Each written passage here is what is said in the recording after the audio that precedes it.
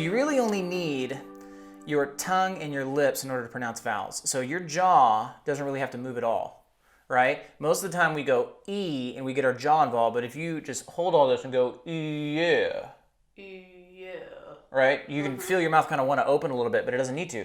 The tongue, you can just go, it actually starts forward on E and then kind of flattens on yeah.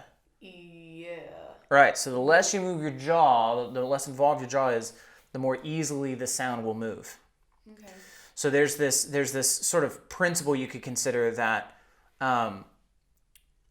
either the mechanism is going to shift. It's like either the mechanism is going to move or the sound is going to move. So the goal is for the sound to move from the mouth into the nasal cavity and back into the mouth as you kind of go from your chest voice into your head voice and then back into your chest voice.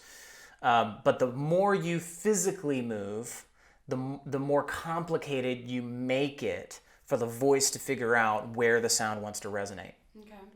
So if I go, for example, geek, geek, geek, geek, geek, geek, and I change that shape, all of a sudden that sound's going to get trapped in my mouth. Yeah. And actually on an unconscious level, that's usually what's happening is we're actually widening the vowel and tensing our jaw in order to prevent the thing in order to prevent the sound from shifting, because that's something that makes us uncomfortable. We go, I'm losing control of my voice in order to let that sound, if that sound starts shifting.